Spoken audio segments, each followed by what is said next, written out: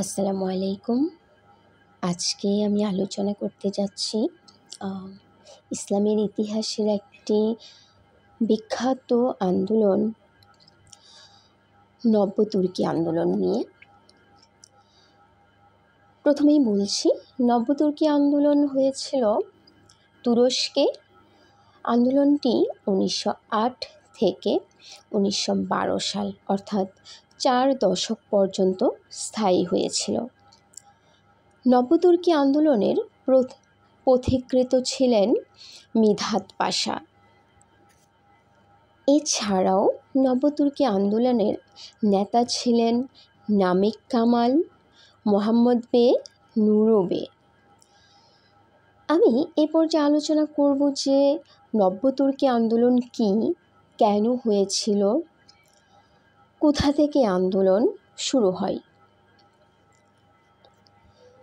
1908 সালে ওসমানীয় শাসক দ্বিতীয় আব্দুল হামিদের রক্ষণশীল রাজনীতির বিরুদ্ধে তুরস্কের তরুণ তুর্কিরা বা যুব তুর্কিরা যে আন্দোলন করেছিল সেটি হচ্ছে নব্য তুর্কি আন্দোলন।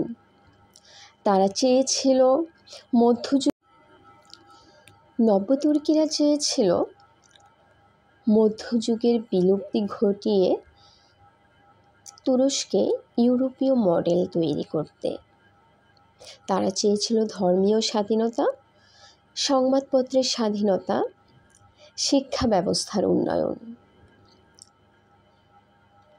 তরুণ তুর্কি আন্দোলনকারীরা দ্বিতীয় আব্দুল হামিদকে সংবিধান পুনরুদ্ধার করতে, সংসদ প্রত্যাহার করতে এবং নির্বাচনী সময়সূচি নির্ধারণ করতে বাধ্য করেছিলেন। নব্য তুর্কি আন্দোলন শুরু হয়েছিল ম্যাসিডোনিয়ার স্যালোনিকা থেকে। অবশেষে যেটা আমি বলতে চাচ্ছি, এই নব্য তুর্কিদেরকে আন্দোলনের সময় সাহায্য করেছিল অন্যান্য রাজনৈতিক নেতৃবৃন্দ এবং সুশীল সমাজ।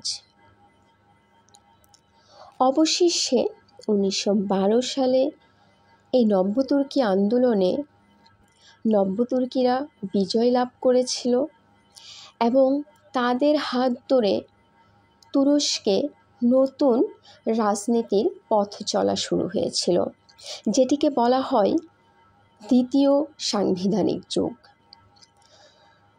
আমি অল্প করে খুব সংক্ষেপে নব্য তুর্কি আন্দোলনকে তুলে ধরার চেষ্টা করেছি।